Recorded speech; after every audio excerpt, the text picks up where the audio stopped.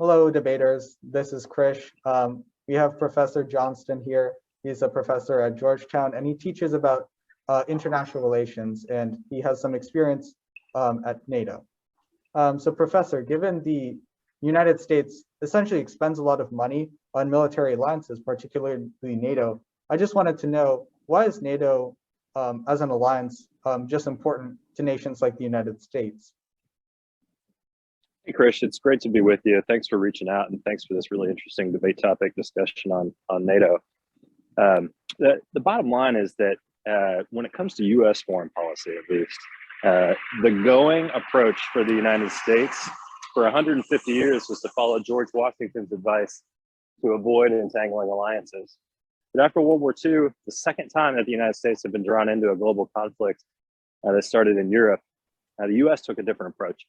And that was to commit to a number of international institutions like the United Nations, like the international financial institutions like the World Bank and the IMF, but also to regional organizations and military alliances, of which NATO is the most famous. Excellent. I wanted to next talk about your book, Over NATO, and how it adapts over time. Could you describe the importance of perhaps like the military adjustments that have occurred as NATO has moved through time, perhaps any different or changing strategies that it's adapted to? Yeah, absolutely. You could say that one of the reasons why NATO was successful and is generally seen to be among the most successful alliances of modern times is that it succeeded in in that main goal to do something different after World War II to ensure that great power war didn't happen again. You know, in the 70 years leading up to the 1940 campaign of World War II, Germany invaded France 3 times. And in the 70 years since NATO, there's been no great power war in Europe. Knock on wood, that's a pretty good track record. And NATO has a lot to do with that. But like you said, though, today's NATO is not the same one that was created in 1949.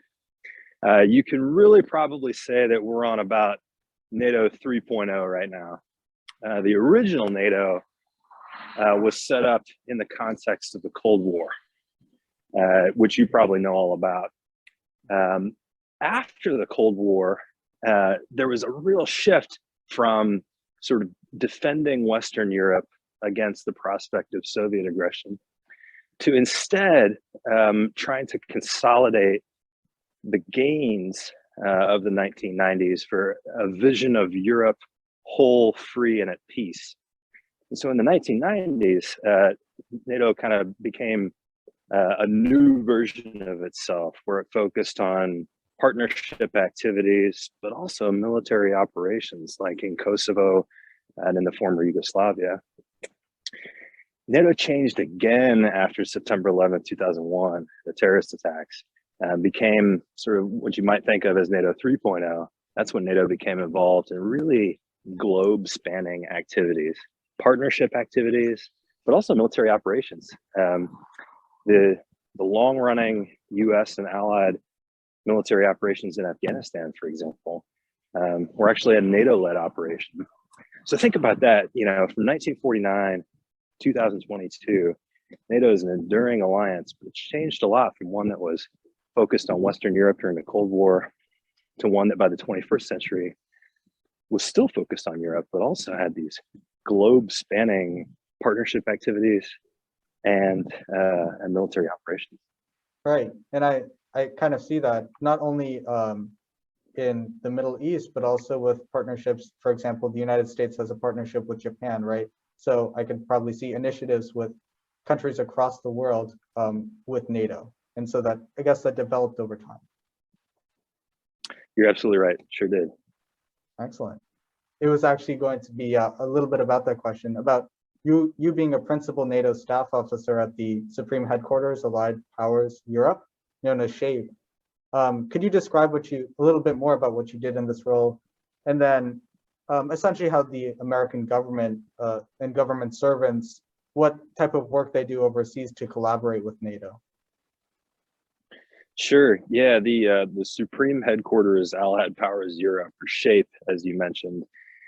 SHAPE is the top headquarters in that permanent peacetime international military structure that we were talking about earlier. We were talking about how one of the things that makes NATO totally unique and unlike any other alliance is that you've got the diplomats sitting down and talking every day at NATO headquarters, and you've got military practitioners who are also working together every day in this integrated command structure, which NATO calls the NATO command structure. The NATO command structure was set up only 1 year after the alliance came together. So in 1949, countries came together and said, hey, we're going to agree to support each other. Then in 1950, this is a little bit of the story, but in 1950, when the Korean War broke out, the NATO countries took a look around and they said, if conventional war is possible in the nuclear age, in the Cold War, and it's happening in Asia, then it might come to Europe too. And we need to get serious about preparing for it, even in peacetime, so that if it happens, we're prepared. And so that's how the NATO command structure was set up in 1950, with SHAPE as its top headquarters. And it's remained that way ever since. The alliance's strategic concepts have changed, like we talked about, NATO 1.0, 2.0, 3.0. But the institutions, the institutions have also changed, but they essentially serve the same purpose that they always did.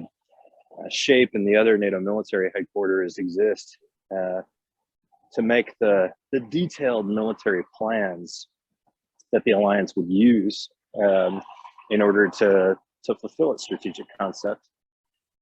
So when I was working there, that's exactly what we were doing.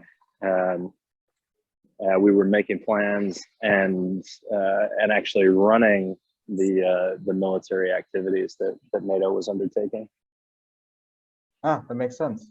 Final question now. What are some strategies that NATO is considering adopting in the future or may want to consider adopting in the future when it comes to things like changing strategy? I know in 2019, they focused a little bit on increasing the space policy. So I guess the question is, what is NATO trying to do in the future now?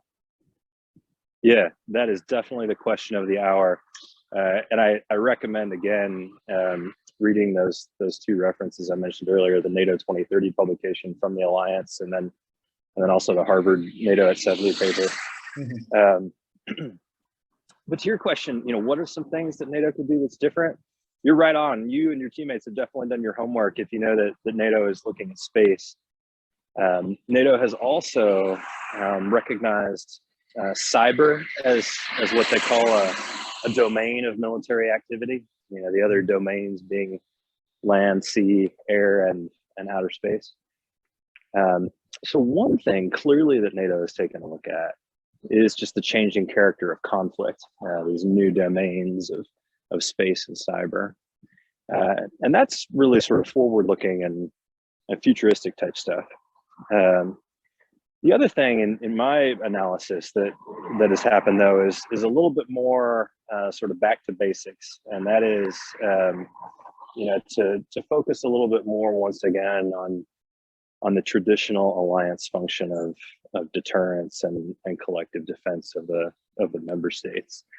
There was a time after the Cold War when Europe really seemed to be at peace, but as you know right now, with the large buildup of Russian forces outside of Ukraine and the Russian invasion of Ukraine in 2014, the prospect of war in Europe is more dangerously high now than it has been in a long time. And so I think you're going to see NATO also kind of get back to basics about traditional military deterrence and collective defense. Of course. All right, that makes sense. And Professor, those are all the questions I have. So thank you so much for helping us understand a little bit about NATO. You bet, Chris.